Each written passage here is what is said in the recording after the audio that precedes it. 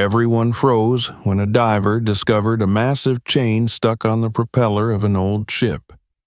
He decided to follow it down, and what was on the other end left everyone in shock.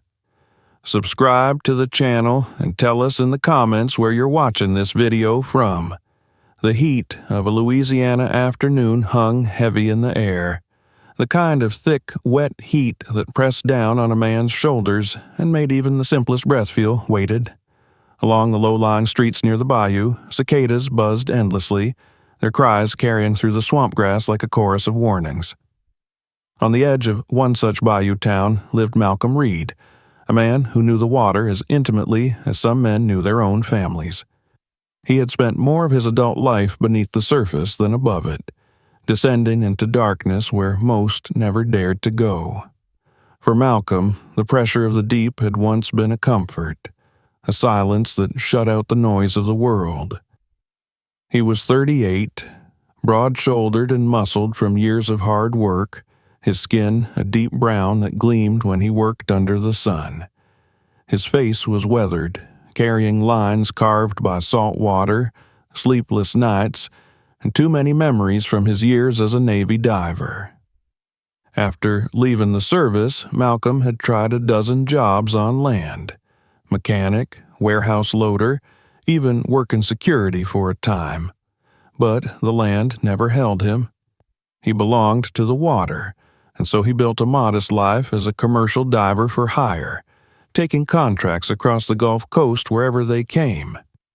It wasn't glamorous work. He spent weeks cleaning hulls, welding steel plates under the surface, patching leaks in oil rigs, and scraping barnacles off forgotten barges. Sometimes he was called to search for evidence in criminal investigations, dragging through rivers in search of discarded guns. Other times he retrieved bodies, a grim task that paid well but cost him pieces of himself each time he surfaced with the lifeless weight of someone's father, mother, or child. Yet, despite the darkness, diving remained the only thing that made sense to him. Down there, in the silence where his own heartbeat was the loudest sound, he felt alive. That evening, when the phone rang, Malcolm almost ignored it. He was seated on the porch of his small house just outside New Orleans, sipping a beer and staring at the stagnant glow of the swamp as fireflies blinked in lazy arcs. The number was unfamiliar, but curiosity drove him to answer. The voice on the other end was brisk, professional, with the clipped tone of someone used to giving orders. The man introduced himself as a representative of a shipping company that had recently acquired an old vessel called the Bayou Queen. The ship had been docked for decades, a rusting hulk tethered to a private pier in a quiet stretch of river. The new owners intended to restore her, but there was one major problem. Her massive propeller was jammed, and no one had been able to clear it. They wanted Malcolm for the job. The pay, the man said, would be more than generous. Malcolm listened carefully, suspicion already stirring in his chest. The job seemed straightforward enough, but he had been around long enough to know that when the money sounded too good, the risk always matched it. Still, work had been slow lately, and his savings were thinning out. A big contract like this one could carry him for months. He asked questions, pressing for details: how long the ship had been docked, why local workers hadn't been able to handle it, why it was moored in such a remote area. The answers were vague, the sort of half-truths that raised more doubts than they settled, but the man on the phone seemed unfazed. He promised that once Malcolm saw the site, everything would make sense. Against his instincts, Malcolm agreed. 2 days later, he found himself driving down a narrow road swallowed by moss-draped oaks, his truck rattling along the uneven gravel as if resisting the journey. The directions had been precise, but as the miles wore on, the sense of isolation grew. Finally, the trees opened, and he saw it. The Bayou Queen. She loomed at the end of a weathered wooden pier, a beast of steel and rust rising out of the sluggish green water. Her hull was streaked with decades of corrosion, paint peeling in great sheets, her name barely legible on the bow. She looked like a corpse of a ship, more grave marker than vessel. Malcolm parked and stepped out, the smell of stagnant water and rust thick in the air. The pier groaned under his boots as he walked its length, taking in the silence of the place. There were no dock workers, no sounds of industry, only the creak of wood and the lapping of water against steel. He paused halfway down, staring at the massive propeller half submerged at the stern. Even from here, he could see the dull gleam of something entwined around it, a web of metal that seemed far too large for an ordinary chain.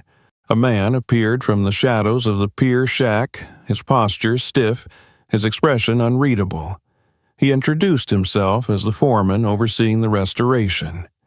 His handshake was firm but cold, his eyes darting to the ship as if afraid it might overhear their conversation.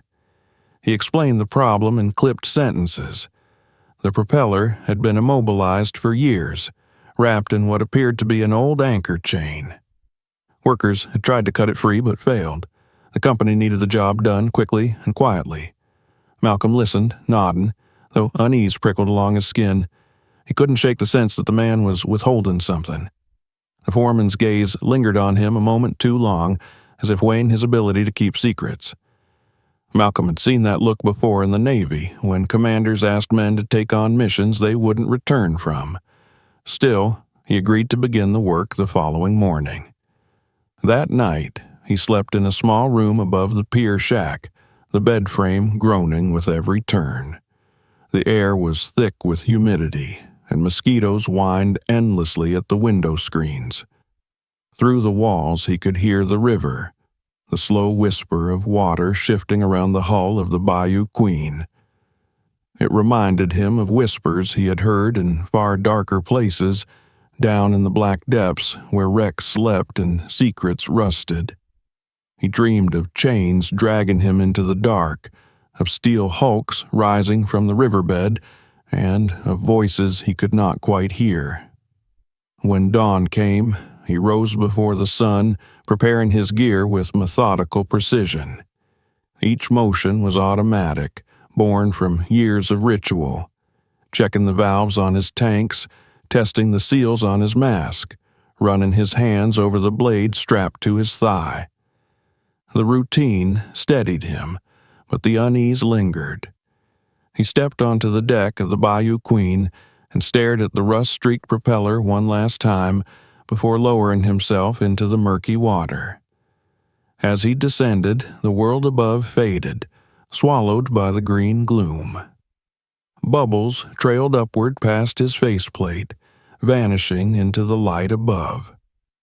The water was thick, clouded with silt, and visibility shrank to a narrow cone of light from his lamp.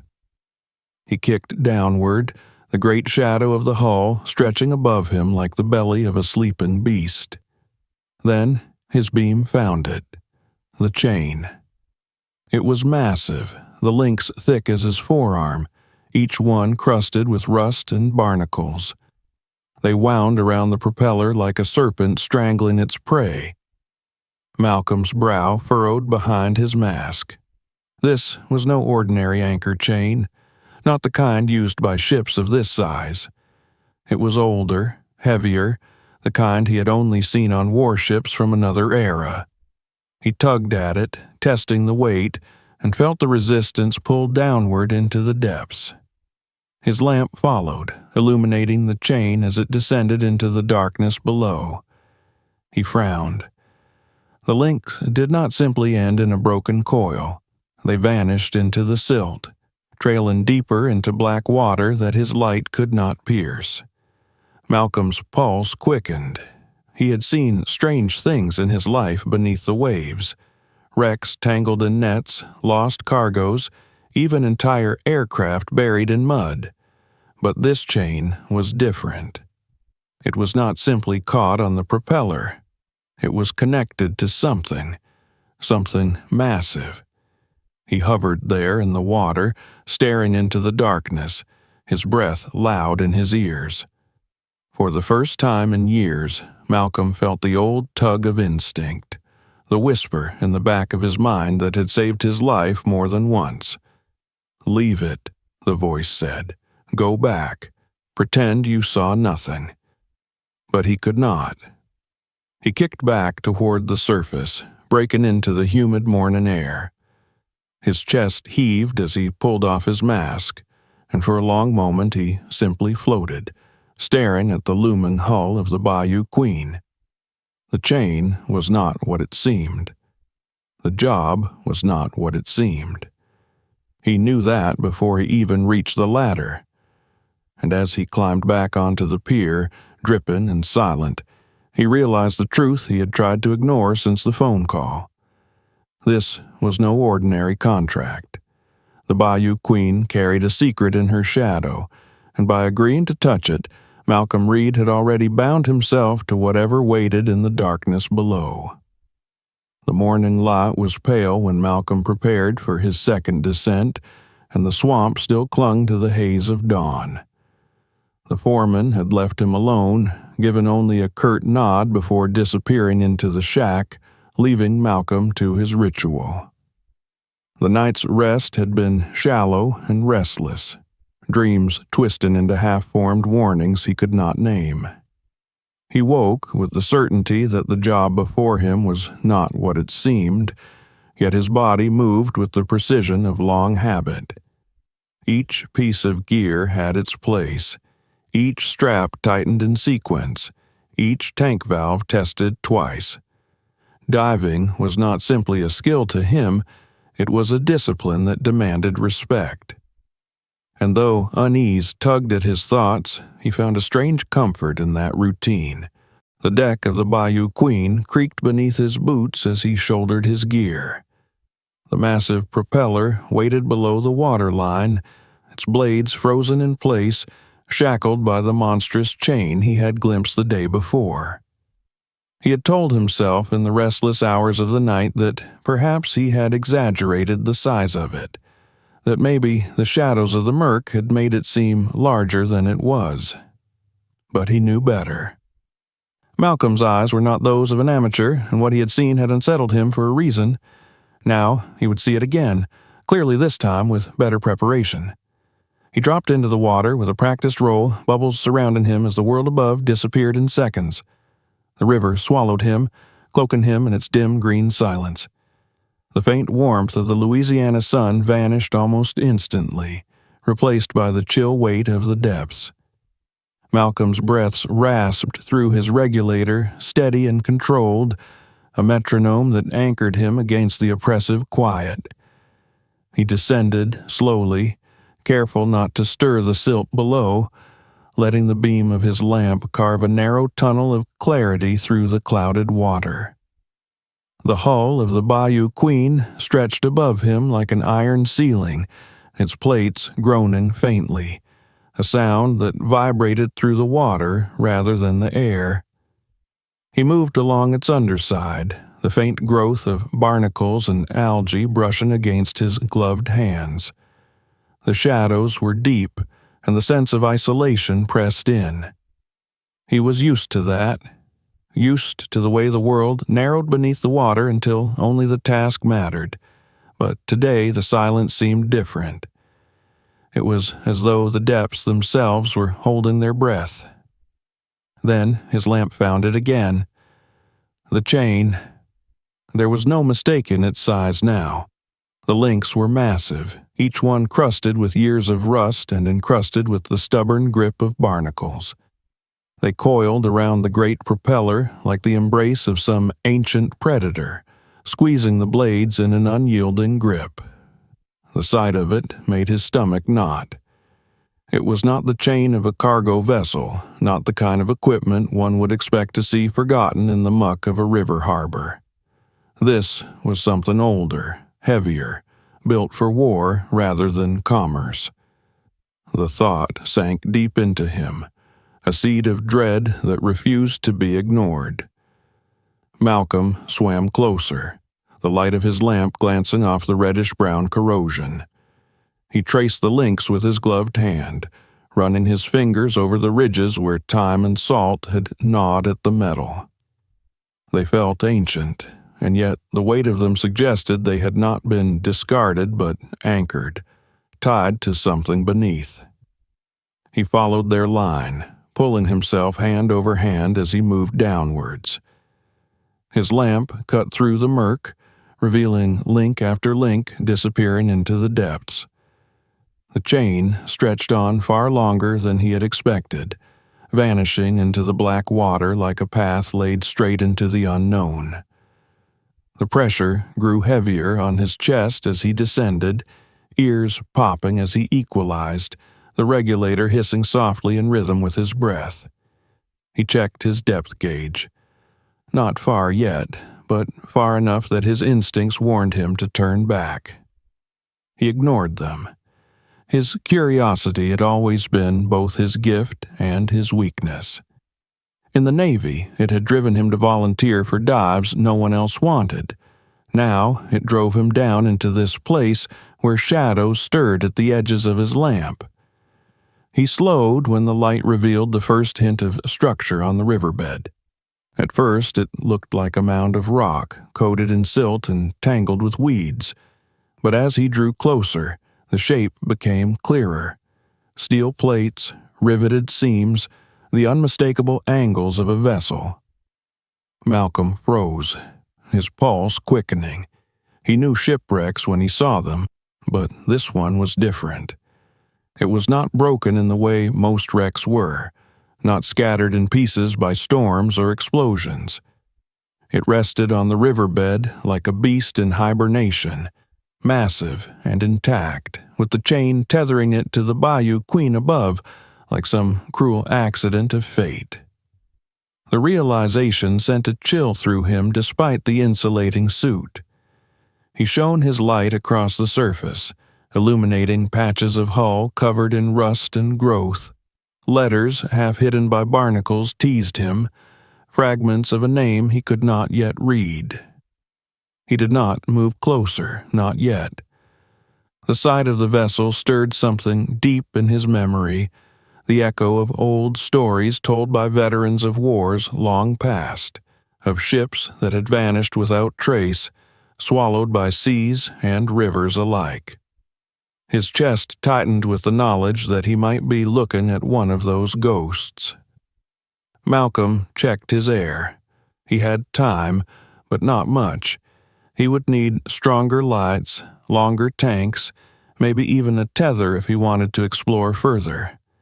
He turned back, his lamp sweeping once more across the immense chain that had drawn him here.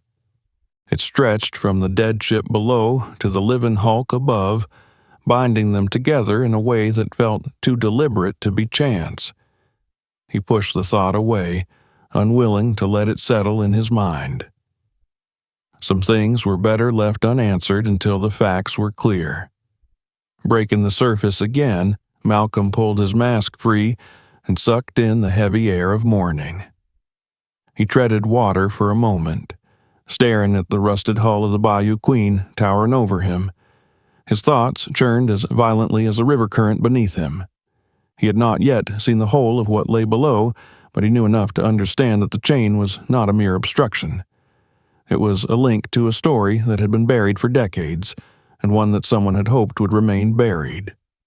Climbing the ladder, water streaming off his gear, Malcolm felt the weight of the secret pressing down harder than the depth itself. He stripped his mask from his face and stood on the deck, staring down at the rippling water where the chain disappeared. He had found the beginning of something far larger than a simple diving job, something that smelled of old wars and hidden truths. He knew with certainty that he would go back down again. He would follow the chain to its end, no matter where it led, for he could not turn away now.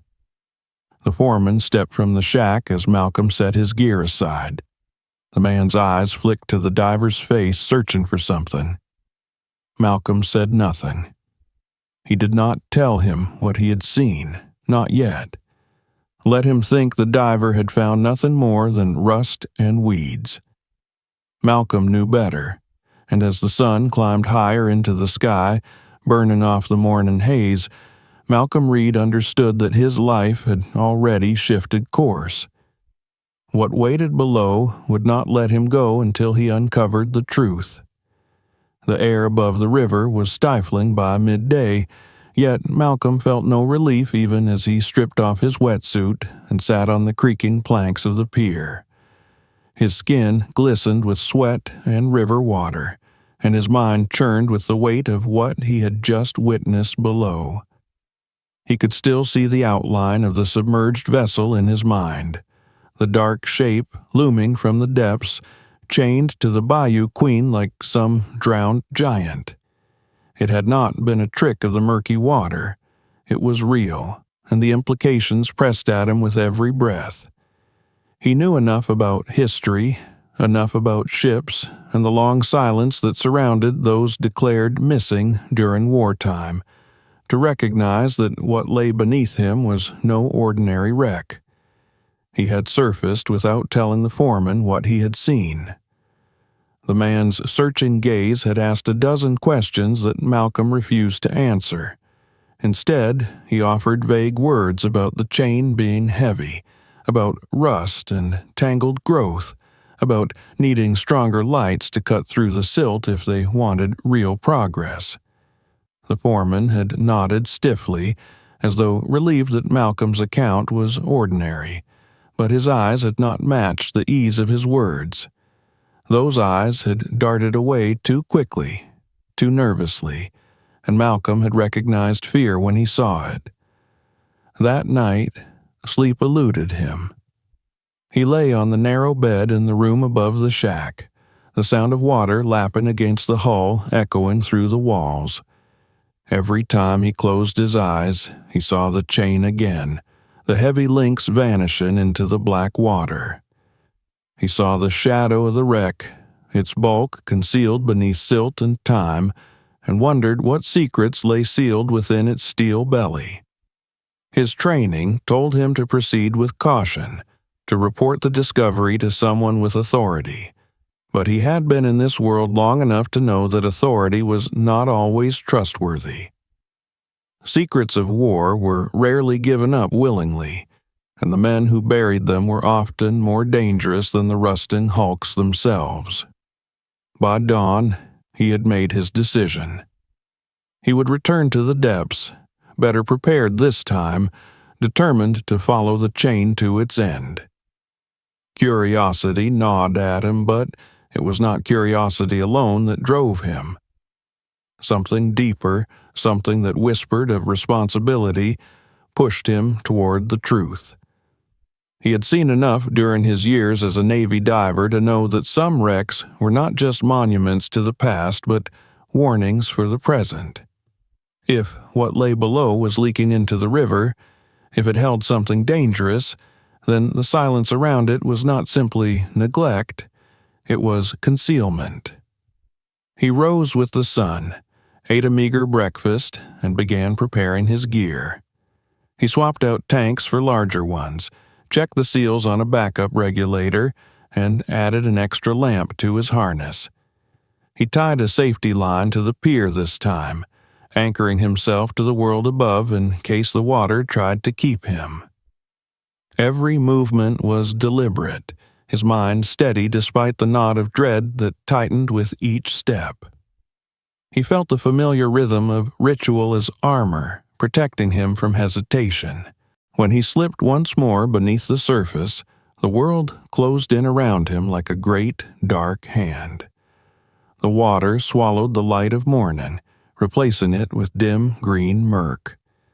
He let himself sink slowly, bubbles trailing upward past his mask, the hiss of his breath loud in the stillness. His lamp pierced the gloom, illuminating motes of silt that drifted like ash in the beam. He descended past the stern, past the propeller still strangled by the immense chain, and followed the links downwards. Hand over hand, he moved along the chain, his gloves scraping against the rusted metal. The links stretched endlessly, each one a massive oval encrusted with barnacles, disappearing into the haze below. The deeper he went, the colder the water grew, pressing against him with its weight. He checked his depth gauge, noted the numbers with calm calculation, and adjusted his pace. He had gone deeper in his life, but never with such uncertainty gnawing at his mind. The chain led him farther than he expected. He had thought the wreck lay only a short distance below the Bayou Queen, but the riverbed was deeper here, carved out by currents long before man laid anchors in it. Finally, the murk parted beneath the glare of his lamps, and the bulk of the wreck emerged once more. It loomed in the darkness, a massive shape half buried in silt, its form cloaked in algae and shadow. This time, he did not hesitate. He swam closer, tracing the path of the chain as it plunged into the deck of the sunken vessel. The links ended at a twisted anchor point. The metal fused into the wreck as though it had been fastened there intentionally. He shone his light across the hull, revealing corroded rivets and faded markings. The structure was intact enough to recognize it as a warship, though smaller than the great destroyers he had once seen.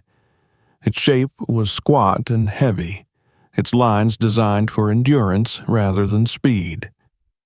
He hovered there, his light sweeping across the surface, and the truth pressed down on him with the weight of the water. This was not a random casualty of the river, not some forgotten barge swallowed by storm. This ship had been deliberately anchored here, tethered in silence, hidden beneath the shadow of the Bayou Queen for decades. He drifted lower, shining his lamp across the deck. Rusted hatches yawned open, their edges crumbling from years of corrosion. The black mouths of those openings beckoned like voids, promising answers he was not ready to face. He checked his gauge again, noting the pressure, the ticking clock of his air supply, and forced himself to retreat. Not yet. He would need more than lamps and tanks if he intended to breach the interior. He would need cutting tools, maybe even a partner, though he trusted no one enough to share this secret yet. As he rose toward the surface, the wreck shrank into shadow behind him, but its presence did not fade. He could feel it even through the water, a silent guardian of secrets too dangerous for daylight. When his head broke the surface and he pulled off his mask, the humid air felt thick in his lungs, as though the river had followed him up. Back on the pier, he hauled himself from the water and stood dripping, staring down at the ripples that marked where the chain disappeared. His mind burned with the image of the wreck, chained and waiting, a relic of a past war that had never ended. The foreman appeared again, his gaze sharp and searching, but Malcolm offered only a shake of his head, muttering about rust and entanglement. Let the man believe what he wanted. The truth was far darker, and Malcolm was not ready to share it. But as he stripped off his gear and the cicadas cried from the trees, Malcolm knew he had crossed a line. He had followed the chain, and it had led him not just to the wreck, but to a question that would not let him go. What had been buried in the depths of this river, and why had it been chained beneath the Bayou Queen for all these years? The answer, he realized, would not be simple, and it would not be safe. But he had already chosen his path. He would go back, deeper, until the secrets revealed themselves, no matter the cost. The river had begun to feel like a second home, though one that whispered warnings each time Malcolm slipped beneath its surface. By the time he prepared himself for his third descent, the anxiety that had clawed at him during the first days of the job had settled into something heavier, like the weight of a promise he had not spoken aloud. He had seen enough in his last dive to know that the chain did not simply bind a rusted propeller. It was a tether, a link to a vessel that history had chosen to forget. The image of that hull, crouched on the riverbed like some enormous animal waiting in silence, haunted him each time he closed his eyes. He spent the morning checking and rechecking his equipment. His hands moved automatically, tightening valves, wiping seals, securing clamps, but his mind was elsewhere, replaying what he had seen. He thought about the corroded hatches, the black mouths yawning open into the belly of the ship.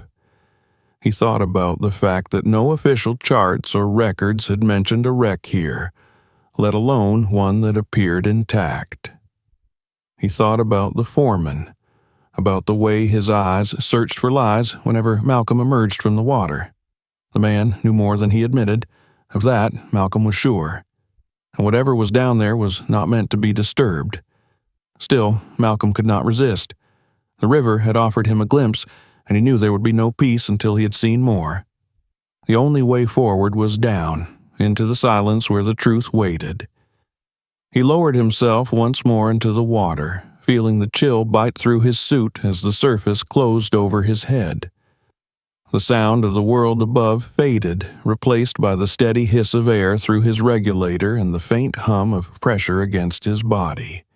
He descended past the Bayou Queen's hull, past the propeller still caught in the coils of the chain, and followed the links into the depths again. His lamps cut through the murk, scattering silt in golden arcs. The chain guided him, a line leading not only into the river's depths, but into history itself. When the shape of the wreck came into view again, his chest tightened with the same mixture of fear and awe he had felt before. It was vast and strangely dignified, its bulk resting on the riverbed as though it had lain there willingly, waiting for time to bury it completely. This time, he did not stop at the anchor point. He pushed closer, his lamps sweeping across the hull. Details emerged from the darkness.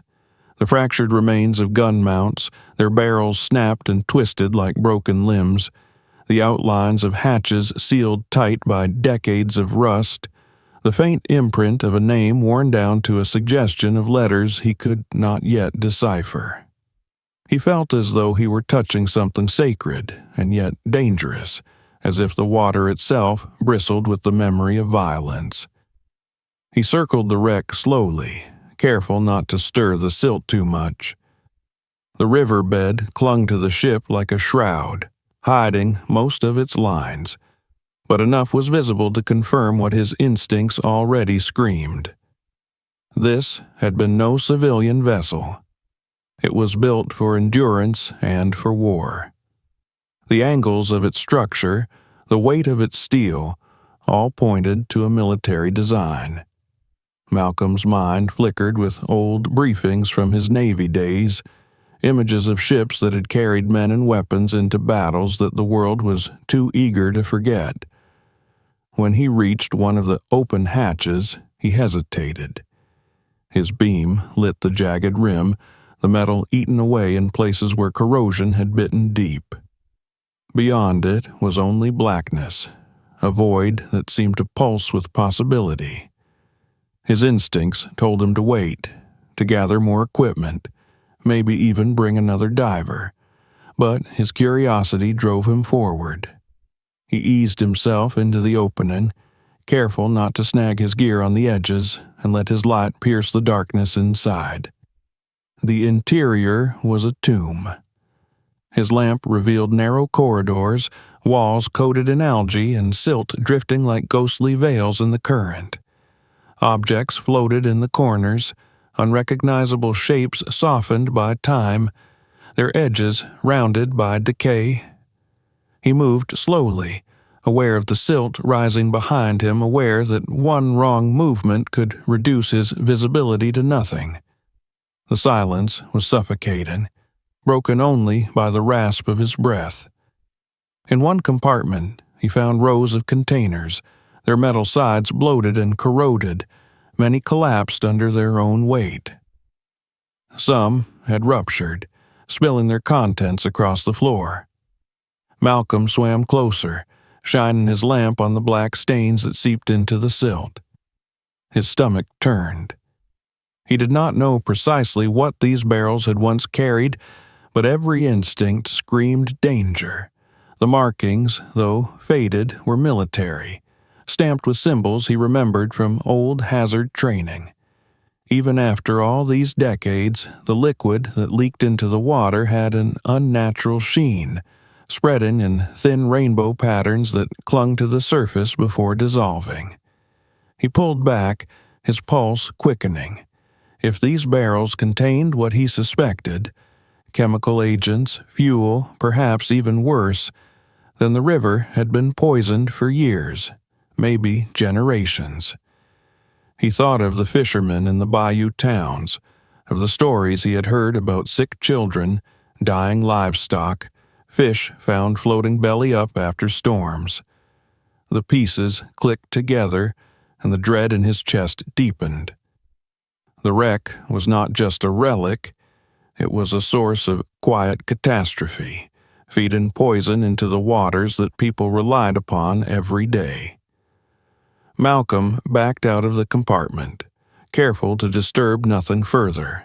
His mind raced with possibilities, with questions about why the ship had been sunk here, why it had been chained beneath the Bayou Queen as though hidden deliberately. Who had known, and who still knew? He retraced his way out of the hatch and drifted upward, scanning the wreck once more. It seemed to crouch in the darkness like some vast predator, its secrets coiled tight, daring him to pry them open. By the time he returned to the surface, his air was nearly spent. He broke through into the light, gasping as he tore off his mask. The sky was bright, the cicadas loud, but the world above felt distant and fragile after what he had seen below. He pulled himself onto the pier, his limbs heavy, his thoughts heavier still. The foreman was there again, watching from the shadows of the shack. Malcolm avoided his gaze, stripped his gear in silence, and offered no explanation. He could not trust this man with the truth, not yet. That night, the silence of the shack pressed in on him like the water had. He sat at the narrow table with the lamp burning low, staring at his hands, the memory of the barrels still burning in his mind. He thought about the people who lived along this river, about the children who swam in it during the summer, the families who fished it to survive. He thought about the sicknesses whispered about in small towns, the unexplained deaths. The river had been betraying them for years, carrying poison from the belly of a forgotten warship, and no one had spoken the truth. Sleep came only in fragments, each dream darker than the last. He saw the wreck again and again, saw its hatches yawning open like mouths spilling secrets into the water. He woke with sweat cooling on his skin, the sense of urgency tightening around him. He could no longer tell himself that this was just a job. The wreck demanded more of him than that. He had touched the edge of a secret too dangerous to ignore, and he knew with cold certainty that he would have to return. The next morning, the foreman approached him with questions cloaked in casual words. Malcolm lied easily, speaking of rust, of entangled nets, of nothing worth noting. The man nodded, but his eyes betrayed him, darting with unease. Malcolm wondered how much he already knew, how much he had been ordered to conceal. The thought gnawed at him as he walked back to the ship, the smell of the river thick in the air. He could feel the wreck pulling at him, a weight in the water calling him back. As he prepared his gear yet again, his resolve hardened. He could not stop now. He had seen the barrels, seen the evidence of contamination, and he could not let it remain hidden. The wreck was more than a tomb. It was a warning, a threat still alive beneath the surface. And Malcolm Reed knew he was the only one willing to listen to what it had to say. The night after, Malcolm's discovery was long and merciless. He lay awake on the narrow bed in the shack, his body heavy with exhaustion but his mind alive with images he could not banish.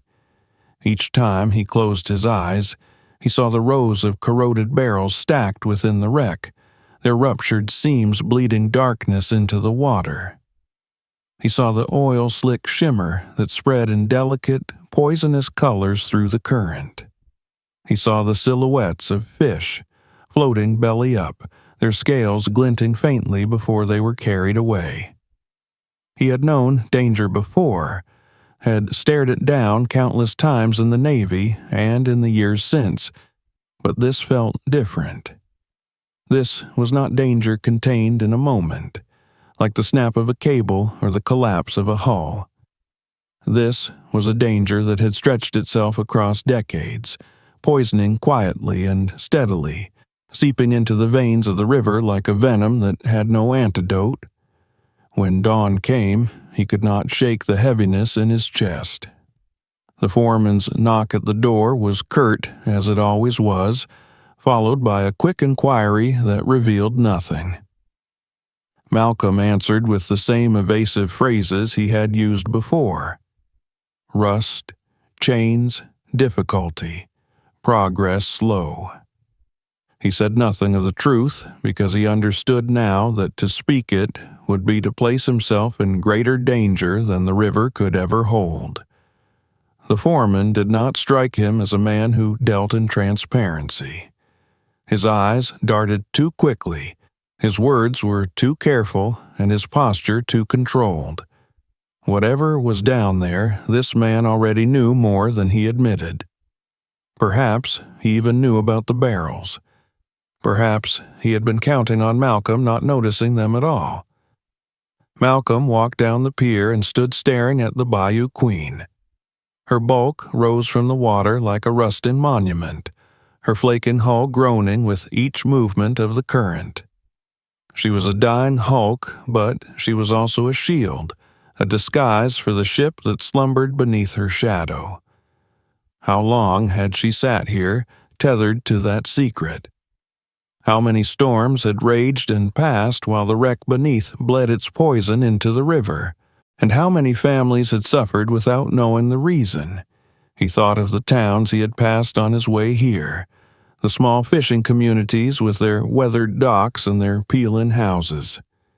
He thought of the children who ran barefoot along the banks, splashing in the shallows, their laughter rising above the cicadas. He thought of the men who cast nets into the murky water at dawn, hoping to feed their families with what the river gave. And he thought of the stories he had overheard in diners and gas stations, stories told in low voices by people who believed the river itself had turned against them. Strange illnesses, sudden fevers, livestock dying without explanation, crops wilting near the waterline. The pieces assembled themselves in his mind until they formed a picture that chilled him. The poison was not contained to the wreck. It had been flowing into the lives of those people for years. The weight of responsibility pressed against his chest as heavily as the water had in the depths. He knew he could not turn away now. He had uncovered the truth, and with it came obligation. He was one of the few who had seen the barrels with his own eyes. He was perhaps the only one who understood what they meant. He could not let ignorance protect him. The people above had no idea what lay beneath their boats and their nets. They did not know the cost they had already paid. Yet, with this realization came the question of what he should do. Reporting it seemed the obvious choice, but Malcolm's years of service had taught him that the truth was not always welcomed. Secrets buried so deeply were never left unguarded, and the men who buried them did not hesitate to silence those who uncovered them. If the foreman already knew, then the company that had hired him surely knew as well. Perhaps the Bayou Queen had not been left here by chance at all. Perhaps she had been abandoned deliberately, her rusting body left as a shroud for the wreck below, a convenient excuse for why no one should look too closely at this stretch of water. The more Malcolm considered it, the more he saw the outlines of a conspiracy that reached far beyond one forgotten ship. He imagined government files locked away in dusty archives, records stamped with classifications that meant the public would never see them. He imagined men in uniforms deciding, decades ago, that the easiest solution was to let the river swallow its secrets rather than risk the shame of exposure. And now, those same secrets poisoned the innocent. He left the pier that afternoon and walked into the nearest town. It was small, little more than a scattering of streets lined with clapboard houses and a single main road that held a diner, a gas station, and a bait shop. He sat at the counter of the diner, ordered coffee, and listened. The voices around him told him what he needed to know. A fisherman complained of losing half his catch last season, the fish rotting before they could even be sold. A mother spoke quietly about her child's sickness, an illness the doctors could not name, but that seemed to grow worse each summer. An old man muttered about the river being cursed, his voice bitter as he stirred his tea. None of them knew what lay beneath the water, but their lives bore the marks of it. Malcolm felt their words like blows. He wanted to tell them, to shout the truth across the diner and demand they listen, demand they see what he had seen. But he stayed silent, because he knew the truth would not protect them if he gave it to them here, in half-spoken words over coffee. The truth had to be brought to the right ears, to the people who could force the poison into the light. Anything less would only make him a target. When he returned to the shack that evening, the foreman was waiting. He asked more questions, his tone sharper now, his patience thinner. Malcolm gave the same vague answers, careful not to reveal what he had seen. But he could tell the man suspected. There was a hardness in his stare now, a warning unspoken but clear. The foreman was watching him, weighing him, waiting for him to slip. Malcolm met his gaze without flinching, but inside, unease grew. The danger was no longer just in the water. It was above it now, in the eyes of men who wanted the river's secret to remain buried. That night, Malcolm sat at the small table in the shack and laid out his gear again, though he had no intention of diving until the morning. He polished the glass of his lamps, checked the seals of his suit, replaced the worn strap on his knife. He worked with the precision of a man preparing for battle, because in a way, that was exactly what he was doing. Each piece of equipment was not just a tool, but a lifeline, and each adjustment reminded him that the margin for error was shrinking. The wreck was more than steel and rust.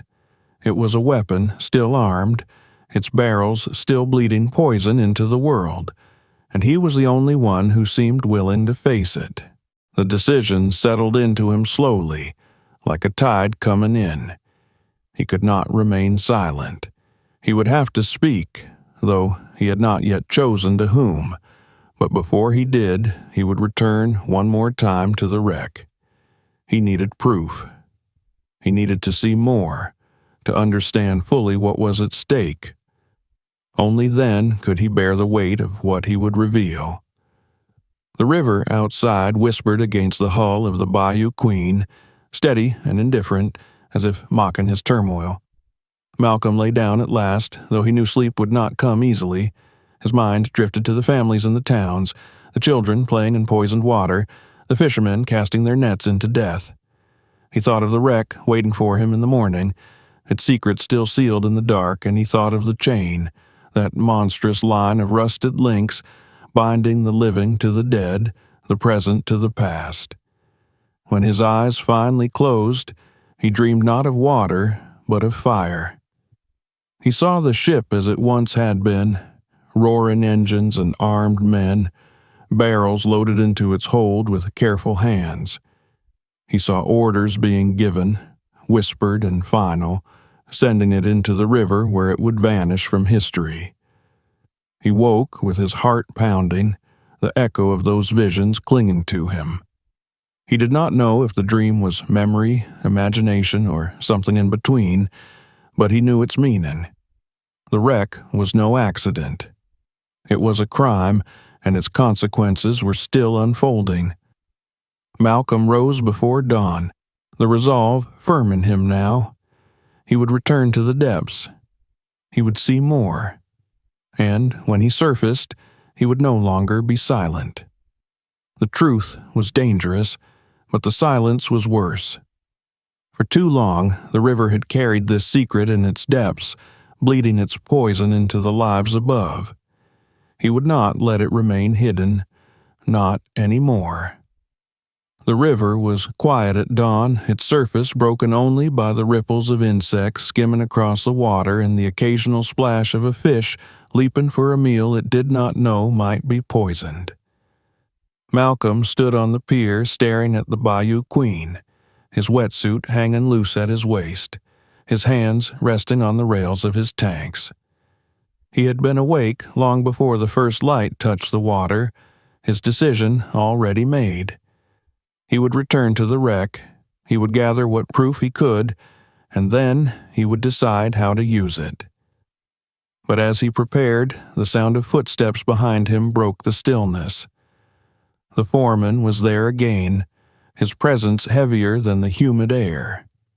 The man's face was shadowed, his voice clipped when he spoke. He asked what progress had been made, what Malcolm had seen, and this time his questions carried the sharpness of interrogation rather than idle curiosity.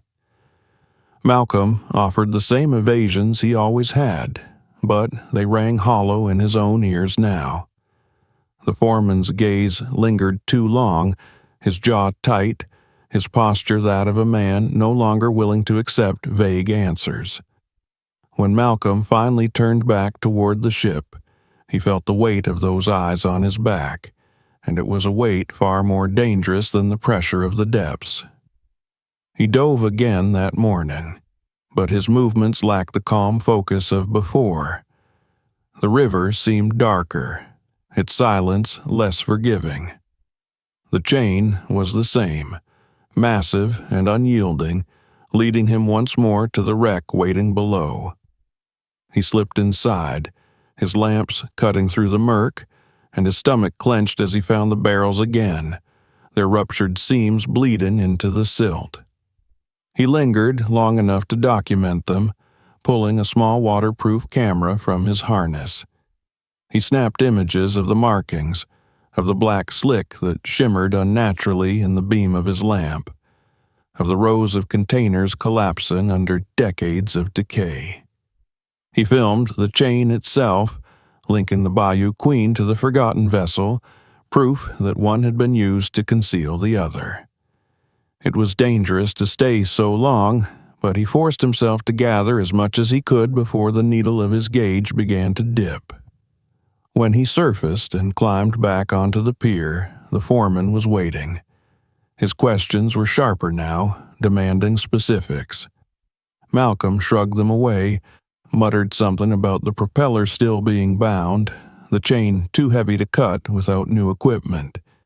But the man did not look convinced. His eyes narrowed, his lips pressed into a thin line, and Malcolm realized that his silence was no longer enough. The foreman already suspected. Perhaps he already knew. And if he knew, then the company knew, and silence was not simply desired, it was enforced. That night, Malcolm's unease grew into certainty. He caught glimpses of figures near the shack when the sun went down, silhouettes moving against the glow of the river. Once he thought he heard voices carried by the humid breeze, men speaking low, their words indistinct but their tone unmistakably harsh. He had lived too long in places where whispers preceded violence not to recognize it. They were watching him now, waiting to see what he would do, perhaps even deciding whether to let him leave at all. He thought about packing up, about walking away before the river swallowed him as it had swallowed the wreck. But the idea lasted only seconds before dissolving. He could not abandon what he had found. The proof he had gathered was more than evidence. It was a responsibility. The poisoned water fed into towns where families lived, where children played, where people trusted the river as they had for generations. To leave would be to condemn them to silence and sickness. He could not do it. He would not. The pressure tightened in the days that followed. The foreman stopped pretending at courtesy, his words now edged with threat. He reminded Malcolm of the contract he had signed, reminded him of the pay waiting if he completed the job, and reminded him of the consequences of failure. His tone was soft, almost conversational, but the menace behind it was plain. Malcolm recognized it for what it was, a warning disguised as advice. And when warnings failed, enforcement followed. Malcolm began to notice other things.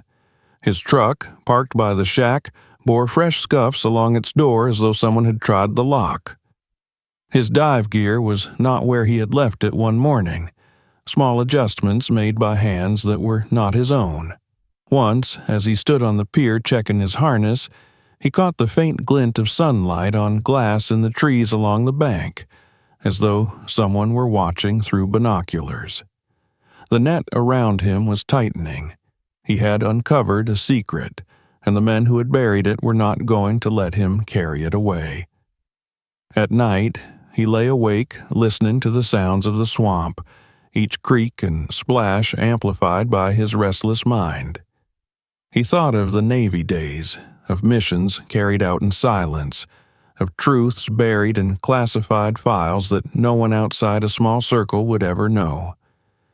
This felt the same, except now he was no longer part of the circle, but standing against it. That made him expendable. The decision crystallized within him on the third night of such restless waiting. He could no longer stall. He could no longer play at ignorance with the foreman's questions. He had to act, and he had to act soon, before silence was forced upon him permanently. He packed what little he owned into his truck, stowing the camera carefully among his gear. The images he had taken were his proof, his shield, the only thing standing between him and the danger he knew was closing in. But even as he planned to leave, a darker thought surfaced. The people in the towns along the river had no shield. They had no proof, only the sickness and decay that the wreck had poured into their lives. If he disappeared, if the secret went with him into the dark, they would go on suffering in ignorance. The barrels would go on leaking. The poison would continue its slow spread. His silence would make him complicit. The foreman knocked at his door just before dawn, and this time his voice carried no attempt at civility. He wanted answers, and Malcolm gave him none. They stood staring at one another in the dim light, the silence between them louder than any words. Finally, the man turned and left, but Malcolm knew what the silence meant. The next knock would not be for questions. Malcolm sat at the table, the camera heavy in his hand, and weighed the cost of what he was about to do. To speak was to invite danger. To remain silent was to betray everyone who lived along this poisoned river. He had lived his life by a simple creed. A diver's job was to go where others could not, to see what others would not, and to bring the truth back to the surface. That creed had carried him through years of service, through missions that left scars on his body and his mind. Now it demanded more of him than it ever had before. When he finally rose and strapped on his knife, the decision was made. He would not be silent. He would carry the truth out of the water and place it where no one could bury it again. And if men came to stop him, so be it. He had faced danger before. He would face it again. The wreck had chained itself to him as surely as the Bayou Queen had been chained to it, and he would not be free until the secret was dragged into the light.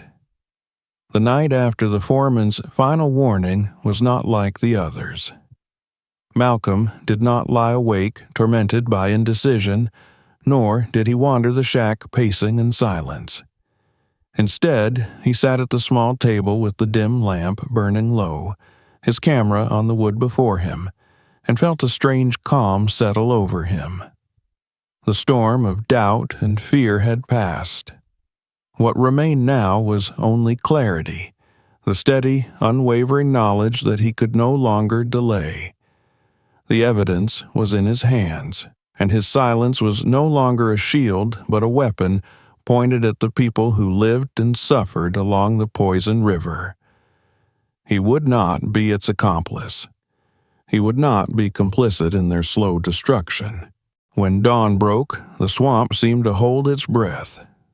Malcolm loaded his truck in the half-light, every motion deliberate, careful not to disturb the quiet. He strapped his tanks and gear in the back, tucked the camera securely into his pack, and paused for a moment to look at the Bayou Queen. The old ship stood in the stillness like a sentinel, her hull streaked with rust, her stern half hidden by mist. Beneath her, the wreck slumbered, chained and silent, its poison still seeping into the current. Malcolm felt a final pang of unease, a tug of warning that the river did not easily release those who uncovered its secrets. But he ignored it. He had chosen his path. As he climbed into the cab and turned the key, he saw movement in his mirror. A truck pulled onto the pier road behind him, the foreman's dark shape visible behind the wheel. For a long moment, the two men stared at each other across the morning haze, and then Malcolm pressed the accelerator and rolled forward onto the dirt road. The other truck did not follow, but the message had been clear. They were watching, and they would not hesitate to stop him if they could.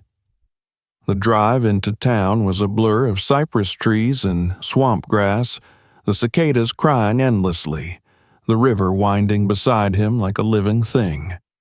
Malcolm's hands tightened on the wheel, but his thoughts remained steady. He knew what he would do. He would go to the authorities, not to the local police. He could not trust them, not when the silence around the wreck had been maintained for decades. No, he would go higher, to the Navy, to the environmental protection agencies, to the people who had the resources and reach to make the truth undeniable. He had the images, the proof, and once it was in their hands, the secret would no longer belong to those who wanted it buried. He reached the nearest town by mid-morning and drove straight to the small post office that doubled as a federal drop point. There, in the privacy of his truck, he copied the data from his camera onto a drive he had purchased days before, anticipating this moment. He sealed it in an envelope, addressed it to contacts he still remembered from his Navy days, men who had trusted him once and who he hoped would still value his word. When he dropped it into the outgoing mail slot, his chest tightened with the weight of what he had done. The truth was no longer his alone. It was moving now, carried on currents he could not control, and there would be no pulling it back. He knew the danger would not vanish with that single act. If anything, it would grow. The men who had buried the wreck would learn that their silence had been broken, and they would come for the one who had broken it. But Malcolm felt no regret. The moment the envelope left his hand, he felt something shift within him as though the river's weight had eased just slightly. He had fulfilled his duty. He had given the truth a chance to breathe. It did not take long for the world to change. Days later, unmarked vehicles appeared along the river road, and men in uniforms descended on the pier. Helicopters beat the air overhead, their rotors stirring the swamp into restless waves. Boats arrived, bristling with equipment, their crews clad in protective suits. Malcolm watched from a distance, hidden in the cover of trees, as the Bayou Queen was surrounded. Divers slipped into the water, trailing hoses and lights, and soon the wreck's secret was no longer a whisper in the dark, but a discovery broadcast to those with the power to act. News spread quickly. The story broke across networks and headlines, though carefully worded at first, as though the weight of the truth was too heavy to reveal all at once. Words like contamination and hazardous materials filled the reports. Officials spoke of ongoing investigations, of cleanup efforts, of safety measures. Behind the cautious language, however, lay the unmistakable reality. A warship had been hidden in the river, chained beneath a cargo vessel, its barrels leaking poison into the water for decades. What Malcolm had suspected was confirmed. The catastrophe was real, and now the world knew. The small towns along the bayou erupted in confusion and anger. Fishermen crowded the roads, demanding answers. Mothers clutched their children, fear and fury in their eyes as they spoke of sicknesses long ignored. Old men muttered bitterly that they had always known the river carried a curse. The Navy set up cordons, barring access to the water, while environmental teams worked day and night to contain the leaks. Tankers hauled away contaminated soil, divers retrieved barrel after barrel from the wreck's hold, and scientists tested the water with grim expressions. The truth had broken the surface, and with it came the chaos of accountability. Malcolm watched from the fringes. He had not stepped forward to claim his role in the discovery. He knew better than to put his face to the story, not yet. There were still those who would prefer the truth had never surfaced, still men who would rather silence a diver than admit to decades of lies. But in the murmurs of the crowds, in the fire of the townspeople's voices as they demanded justice, he felt the vindication that no paycheck could ever equal. He had done what he set out to do. He had broken the silence. In the evenings, he sat by the river's edge and watched the boats move in and out, their lights flickering against the dark water. The Bayou Queen still stood at her pier, but now she was surrounded by the hum of machinery, her shadow no longer concealing the wreck beneath. The chain that had bound the two together was hauled up in massive coils, its rust flaking into the current as men cursed under the weight.